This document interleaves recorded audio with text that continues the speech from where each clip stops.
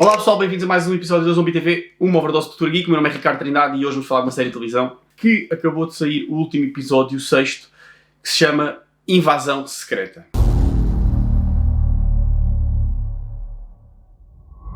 Invasão Secreta, ou Secret Invasion, é uma mega saga da Marvel que veio logo a seguir à saga da Guerra Civil. E como é hábito nos filmes e do universo da Marvel, aquilo que está aqui a ser apresentado é um pequeno resumo de uma mega saga, ok? Não dá para pôr tudo num só filme ou numa só série. Já vimos isto nos filmes da Guerra Civil, do Winter Soldier, do Guerra do Infinito, Ultimato, etc. A questão aqui é que é muito mais resumido, porque a Secret Invasion é um mega evento. Acho que até teve mais volumes que o Guerra Civil, muito mais complexo e que mudou muito o status quo dos super-heróis, talvez mais até que a Guerra Civil. Porque depois veio-se a descobrir que a Secret Invasion influenciou a Guerra Civil. Já antes da Guerra Civil havia Skrulls infiltrados na sociedade de super-heróis. Ou seja, para quem não sabe o que esta série é, descobre-se que os Skrulls estão a viver no nosso planeta Terra e estão disfarçados de humanos, e a maior parte deles trabalha para o Nick Fury. Porque o Nick Fury lhes prometeu um lar só para eles. Só que o Nick Fury não conseguiu encontrar. E em troca, eles trabalhavam para o Nick Fury e davam-lhe informações, eram os espiões deles, etc. Ou seja, o Nick Fury tornou-se quem é o Big Boss da S.H.I.E.L.D. graças àquela arma secreta que ele tinha, que eram os agentes secretos de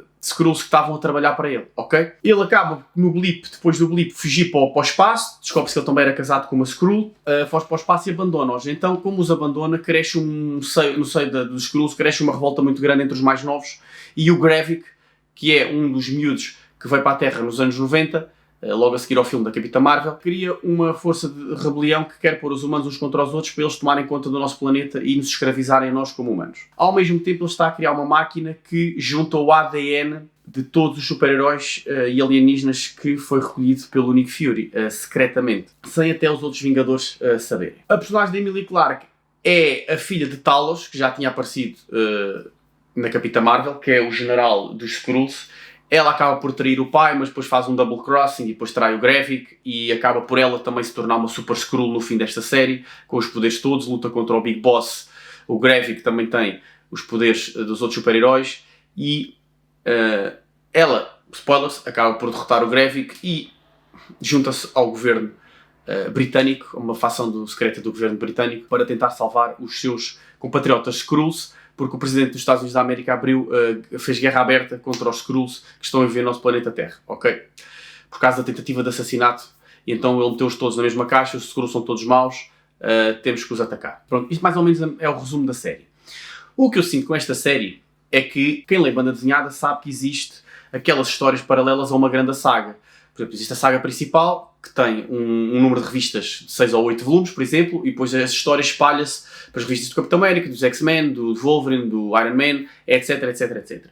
E depois tens uma espécie de spin-offs em que tu acompanhas a história, mas vista pelos olhos de um humano ou de uma criança, ou tens um interlúdio. Pronto, esta série é isso. Esta série parece que é a introdução para a grande mega saga que deveria ser a Secret Wars. Porque tu na Secret Wars, tu logo a seguir à Guerra Civil, houve uma pequena saga que foi a Iniciativa, em que o Tony Stark, após a morte do Capitão América, decide criar várias equipas pelo mundo, chamadas a Iniciativa, com vários super-heróis, cada estado tinha uma equipa, cada continente tinha uma equipa, em que eles eram os defensores desse continente. Depois vem a Secret Invasion, descobre-se que estávamos a ser invadidos, e existe um ou dois Skrulls nessas equipas, ou seja, nós estávamos infiltrados em todo o lado. E é interessante ver que esses Skrulls têm poderes misturados de vários heróis, de 3 ou 4 heróis.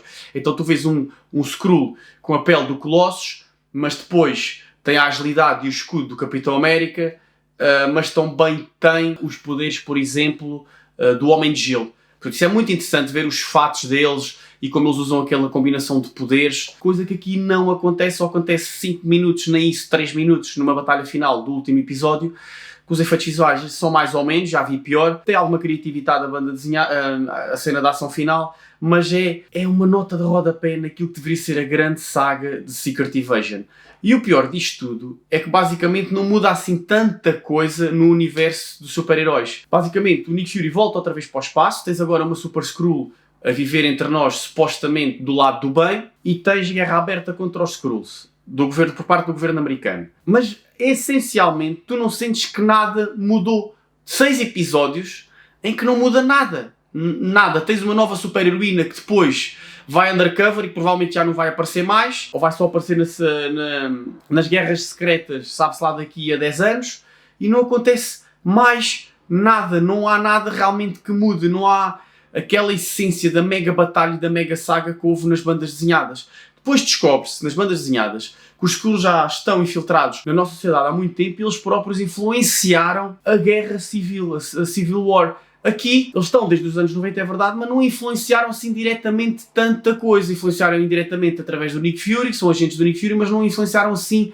nada por aí além. Seria interessante ver o presidente de um país, dos Estados Unidos, por exemplo, ser um Skrull, um twist no fim, uma coisa assim qualquer. Pá, não há absolutamente nada. Houve os X-Men, o primeiro filme de 2000 ou 2001 teve um twist final ao estilo Secret Invasion, melhor que este não teve, que é que a Mystique, no fim do filme, descobre que a Mystique é o presidente dos Estados Unidos da América. Existe ali uma cena final que é um twist que é melhor que esta série. Pá, a série está bem filmada.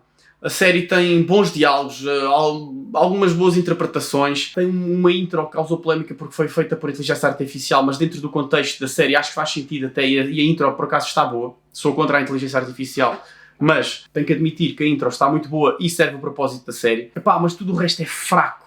Fraco. São 6 episódios que não levam praticamente a nada. Isto fazias um filme para o Disney Plus, a edição disto dava para fazer um filme de 2 horas. Ok? Tudo isto. O resto é palha para encher. E nós sabemos que o Nick Fury está vivo porque o Nick Fury aparece no filme das Marvels, nos trailers, portanto nós sabemos que está vivo, supostamente o filme é depois. É fraquíssima, talvez, das séries, apesar da execução ser boa, haver ali um ambiente de espionagem, aquilo que daria uma série normal de espionagem, não...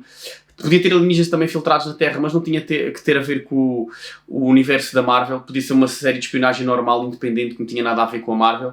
Daria uma boa série, sim senhor, mas não é nada, isto não é Secret Invasion, nada parecido, remotamente, muito remotamente parecido.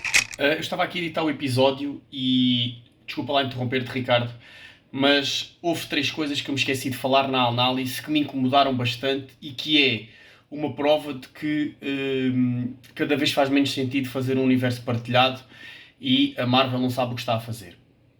Na esperança que tenhamos todos memória fraca e que não tenhamos, se calhar, um mínimo de inteligência para fazer a ligação das coisas. O que é que quero dizer com isto?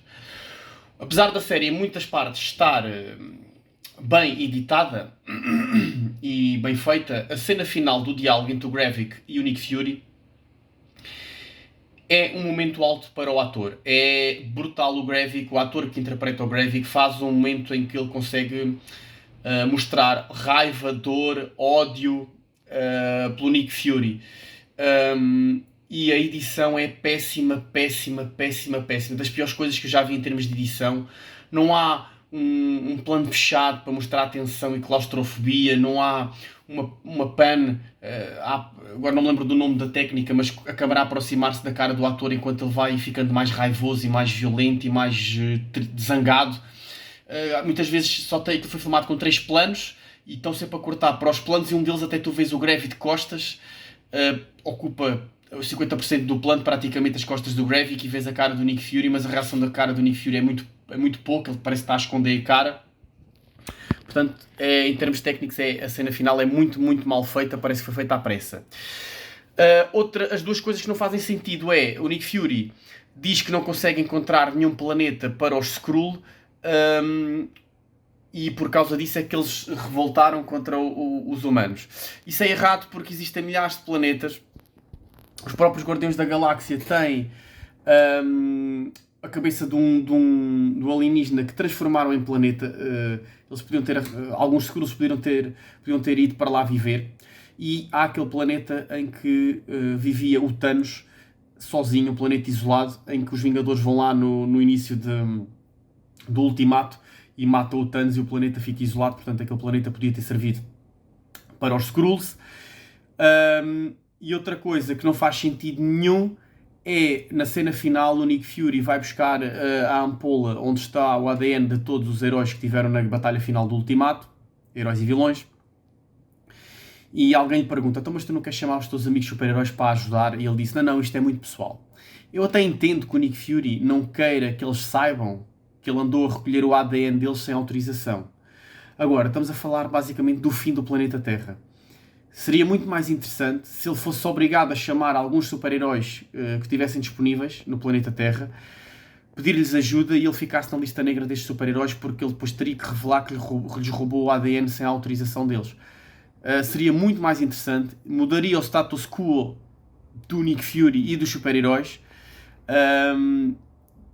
Não faz sentido uma pessoa tão inteligente pôr em risco o planeta Terra porque não quis chamar os amigos dele.